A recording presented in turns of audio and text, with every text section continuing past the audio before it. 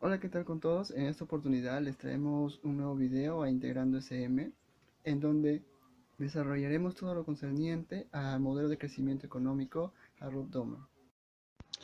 En esta oportunidad procederemos a presentar el modelo de Harrod Domer. Este modelo consta de seis supuestos, ¿no? El primero es que el ahorro depende de la renta, es decir, que una cantidad de mi renta multiplicada por un S, que se denomina propensión marginal al ahorro, que es exógena, me determina mi cantidad de ahorro. Ahora, esa propensión marginal a ahorrar fluctúa entre 0 y 1. No toma los valores, dado que parte del ingreso se destina al consumo. Entonces, no todo se puede destinar a la renta, al ahorro.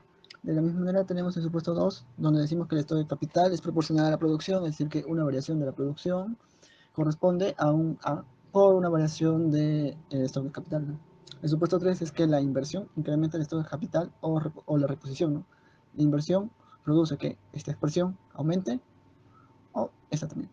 Ya. ¿Qué implica eso? Que el K' de T, que era la variación del capital agregado en el tiempo, puede aumentar y todo va a depender de la inversión. Asimismo, la depreciación, que viene dada por una sigma por un KT, que el sigma varía entre 0 y 1, puede también aumentar, ¿no? La inversión tiene que cumplir esta igualdad, ¿no?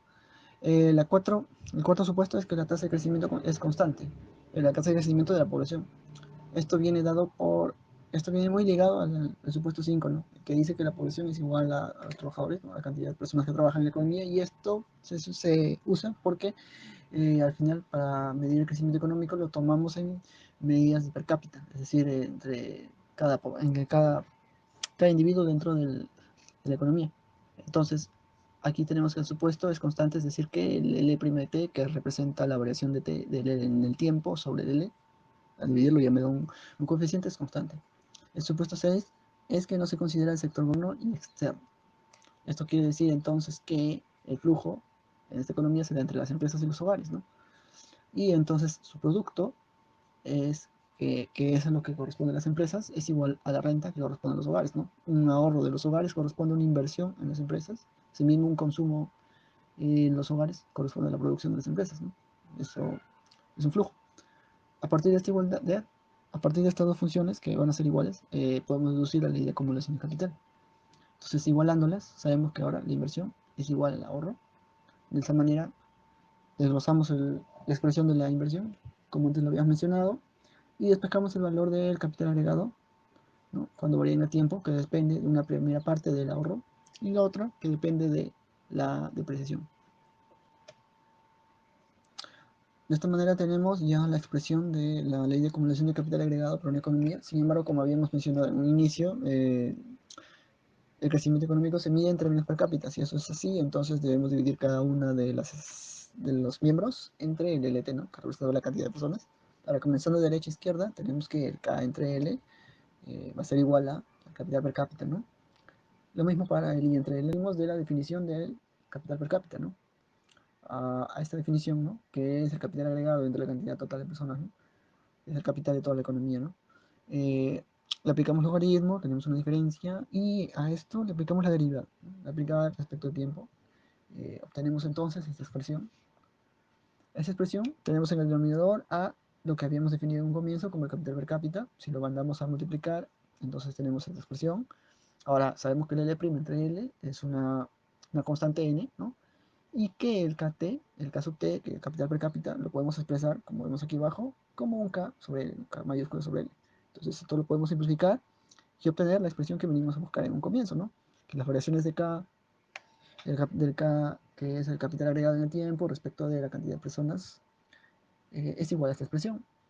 Dado eso y considerando la primera igualdad, entonces tenemos esta expresión. Esta expresión de aquí es relaciona lo que necesitamos para hallar las variaciones del capital per cápita en el tiempo, ¿no? Aquí vemos, ¿no? El K', que representa eso. Entonces nos queda que el S por el ID, que es el ahorro per cápita, ¿no? Es una cantidad positiva menos la depreciación, y la depreciación está aquí, representa básicamente la inversión necesaria para que el capital per cápita se mantenga constante. Ahora, la solución de la ecuación diferencial que tenemos en un inicio, que vemos aquí en negro, la podemos expresar también como esta esta expresión en azul, ¿no? Eso lo podemos hacer porque, como quedamos aquí en rojo, al final estas variables dependían del tiempo, entonces el diferencial es respecto al tiempo, y podemos resolver esta ecuación utilizando el método de factor integrante. ¿eh? Entonces podemos ahora tener esta expresión de acá abajo, ¿no? Que nos damos cuenta que es en realidad, ¿no?, la derivada de un producto, ¿no?, con respecto a tiempo. Entonces, aplicando la integral en ambos miembros como corresponde y resolviendo, mandando a dividir ahora la exponencial, tenemos que el capital per cápita es igual a esta función, una función que depende de un valor inicial más un valor que corresponde a una exponencial, ¿no? Los análisis que corresponden a esto se dan a partir de la depreciación del sigma más el n. Si el sigma más el n es negativo, te da un resultado distinto, ¿no? No se toma para valores de cero, porque eso implicaría que esta división está indefinida y no se puede dar. Entonces, para valores de la depreciación mayores a cero o menores a cero, corresponden gráficas distintas.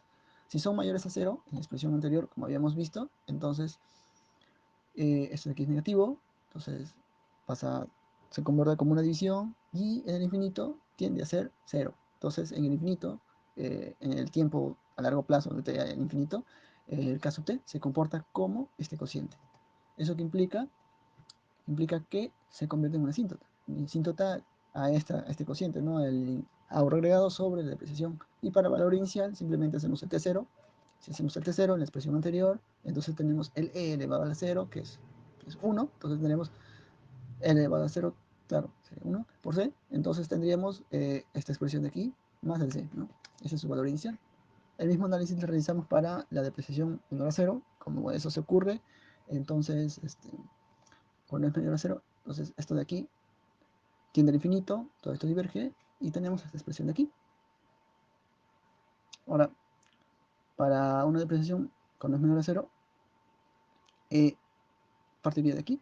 Ahora, esto de aquí que implica que el análisis económico parte desde esta línea que es paralela al KT. ¿Por qué? Porque el KT es una variable de stock. Como es una variable de stock, implica que necesariamente es positiva. O sea, es el capital agregado sobre la cantidad de trabajadores. Esa cantidad tiene que ser positiva, así que el análisis económico parte desde este punto de aquí. El análisis de las pendientes también se puede dar a través de la ecuación diferencial, ¿no? Porque la ecuación diferencial, como eso es positivo, entonces aquí también es positivo. No, aquí es negativo, entonces esto va a tener negativo en el infinito, por ende la pendiente es negativa, se cumple. Igual aquí, la pendiente es positiva, se cumple porque esto es negativo y entonces esto se hace un valor positivo.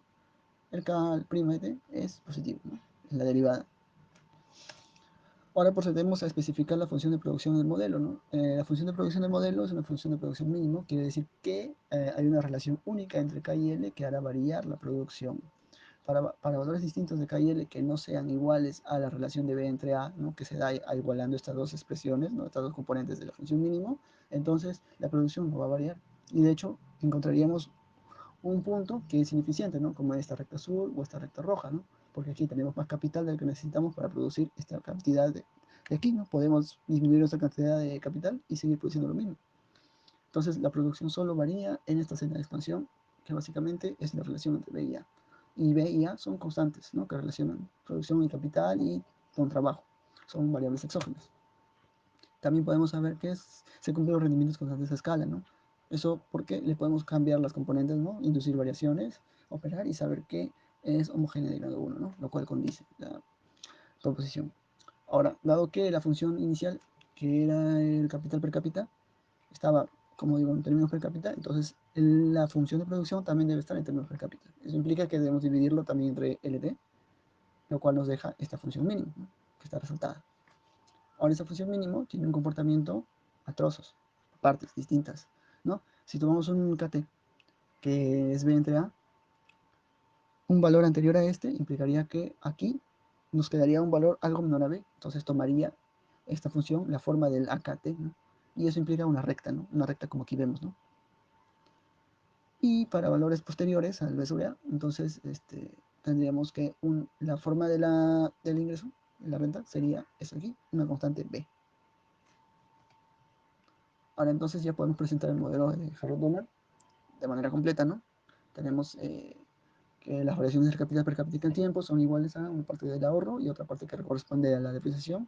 Ahora la parte que corresponde al ahorro, la función de producción es un mínimo, así que tenemos dos ecuaciones dependiendo del valores que tome el K', entonces, bueno, el caso T.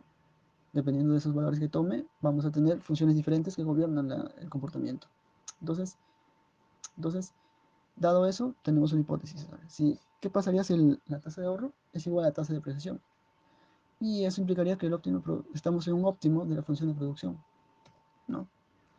Eso lo vemos en la siguiente diapositiva, ¿no? Pero primero para eso debemos considerar que la propensión marginal al ahorro es constante, al mismo A y B son constantes. Eso es importante. Entonces, como la depreciación es igual al ahorro, entonces tenemos esta función, esta gráfica, y considerando que son iguales, entonces para valores menores de AB sobre A del K, tenemos que esto es cero. Entonces, si la derivada de K es cero, es decir que esto es una constante. Es decir que si yo tomo un valor anterior a B sobre A para acá, se queda aquí, no se mueve. En cambio, para valores mayores a B sobre A, ocurre que tenemos esta ecuación diferencial, y esta ecuación diferencial la podemos resolver como ya habíamos especificado antes, simplemente que aquí el B era la función de producción, y la función de producción aquí es distinta porque estamos por valores mayores a B sobre A, ¿no? Aquí sí hemos especificado la función de producción. Y si tomamos límite al infinito, obtenemos que sale un cero, ¿no? Porque la función, el ahorro es positivo, entonces esto sale cero. Por lo que nos queda eso de aquí, en el infinito, el capital per cápita converge a un valor de SB sobre SA, que básicamente es un B sobre A. Pero, ¿qué significa que converge a un valor de B sobre A? Un valor de B sobre A es igual al capital per cápita, y el capital per cápita es a su vez igual a el capital agregado sobre la cantidad de trabajadores o la cantidad de población, como habíamos tomado en el supuesto, pero esto se daba siempre en cuando estuvieses en la recta de expansión de la función de producción, y esa recta de expansión indicaba los puntos eficientes de producción, ¿no? En donde la producción sí podía variar, ¿no? Y esto implica qué cosa, nos trae también a colación un concepto interesante que es el estado estacionario, ¿no? Cuando una variable no se mueve respecto a un sistema de referencia. Esto esto se explicita mejor en la gráfica que estoy mostrando acá, ¿no? Porque para valores mayores a acá, que es igual a b sobre a, al final en el infinito la función tiende a converger a este punto de aquí, a b sobre a. Y ese punto es un punto de eficiencia, es decir que cuando la depreciación es igual al ahorro, para un desarrollo de la función en el tiempo, tiende a converger a un K' de la forma B sobre A, y un K' de la forma, bueno, un capital per cápita de la forma B sobre A implica necesariamente que estemos en un punto de eficiencia o una producción de eficiencia de la función de producción. De esa manera queda demostrado que cuando el ahorro es igual a la depreciación, nos encontramos en un punto óptimo de eficiencia de producción.